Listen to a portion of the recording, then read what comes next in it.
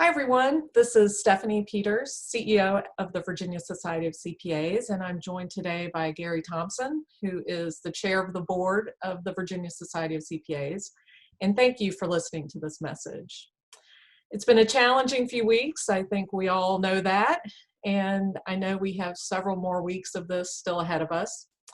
But we want you to know that the VSCPA, both our staff, our members, our leaders, and our volunteers are working hard for you at this challenging time.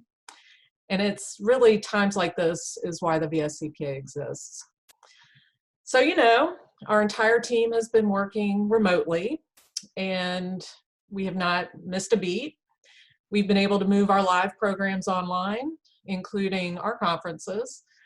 We are in constant communication with the Virginia Board of Accountancy, and we're staying on top of what they're doing as far as license renewal, CPE, and exam. We are also in continuous communication with the AICPA, with state societies, and we are trying to coordinate efforts with them and share resources. And finally, we have been extremely busy on other advocacy efforts. First and foremost has been the tax due dates. The uncertainty around this has been adding to the stress that we're all feeling, and that's why Gary and I are here together to talk to you about where we are at this point. So I'm going to turn over to Gary to talk more about that. Thanks, Stephanie, and thanks for your leadership and calming influence at the Society. It seems like just a few weeks ago, you and I were solely focused on talking to educators about the CPA evolution, and life has changed dramatically over a period of 3 or 4 weeks. And thank you and your team for all that you're doing. I want to thank the board, the current board, as well as past boards for putting us in a position, leadership structure-wise, financially, et cetera, to be able to go into times like these with a lot of confidence. And I thank you again for your leadership. To all my peers out there today who are listening, thank you for the steady hand that you provide. I know there's a lot of uncertainty and often you don't feel steady. You, like me, or feel a lot of uncertainty and concern, but I'm appreciative of how people look to us for guidance. And part of the day is just to give you some guidance and talk about where we are.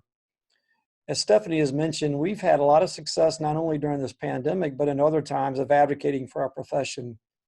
If I were to go back and list for you the successes we've had in advocacy over the last few years, it would take us until the filing deadline to list all those, because we've had a remarkable run of success. Thanks to Stephanie, thanks to Emily Walker, Tim Berry, and others on our team. Now, having said that, and the purpose of part of my conversation today is to realize that we don't win every time that we go to bat. And as it relates to the filing deadline, I realize that many of you that are involved in tax preparation, planning, filing returns for your own companies and organizations have been eager to help us and advocate as it relates to the May 1st filing deadlines. As of this morning, Stephanie and I believe that we're only one of 3 states that has not changed our filing deadline to conform to what the federal government has as of July 15th.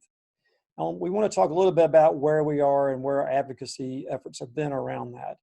As you know, through communication, particularly those that are involved in the tax community on the Connect process, we've been tirelessly working on your behalf to try to get the May 1st filing deadline moved. Secretary Aubrey Lane, the Secretary of Finance, is a peer. He's been an unbelievable advocate on a number of issues for us over the years, and is a public servant, serving now as Secretary of Finance, but also having served prior administration as Secretary of Transportation. We know him well. He represents you as a CPA well. And we've been working with him. We've been working with the administration.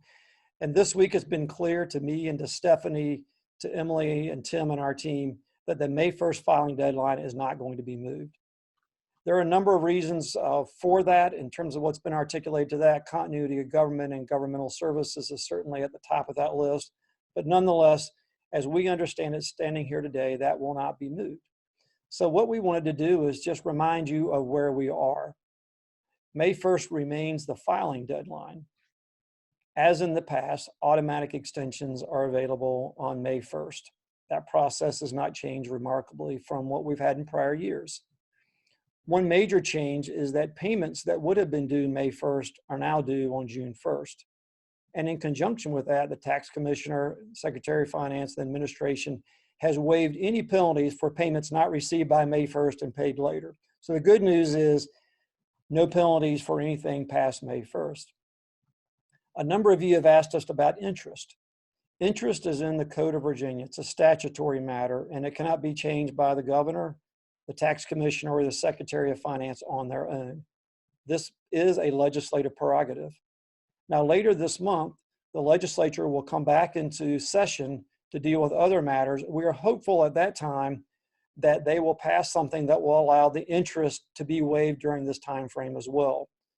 So the society will be working with you and advocating to your legislators directly that interest be waived or abated. And so stay tuned on that. We'll get more information to you. Now, I do want you to know that while we're here announcing where we are as it relates to the May 1st deadline, again, this has not been without a lot of work and a lot of angst on a lot of people's parts to get there. At the same time, I know that you as a profession and we as a profession have always looked at difficulties and turned them into opportunities. So I hope that you will join me and Stephanie and many others in taking the opportunity to provide calm leadership, to provide sound reason, information, to direct people through all the COVID pandemic programs that are out there, to be able to work with your clients in different ways, to be able to file tax returns when possible, to take advantage of the abatement programs that will be there, and overall just give a sense of calm to the profession as well as to the communities that we serve. So thank you for your work. In my 35 years as a CPA, 34 of which were in public practice, I've never seen anything like this. Playbook doesn't exist. And I know that many of you will even feel angst by the fact that this May 1st deadline has not been extended. But let's embrace where we are. We'll continue to work hard, continue to advocate for the changes that are appropriate. But most of all, we just look forward to working with you and being successful. If I can help, if Stephanie can help in any way, please let us know. The society is here to serve its members. We've done that in the past. We'll continue to do that even more as we go through these unusual times. Thanks again for taking time to listen to us today. And thank you, Gary. I want to thank you for your leadership. It's been tireless throughout all of this. But I would also like to thank all of our members. Thank you for sharing your thoughts, all of your ideas, even your concerns. We do listen. We do care deeply about what we do on your behalf.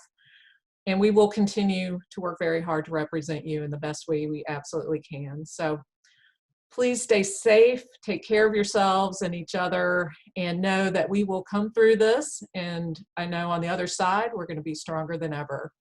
Thank you.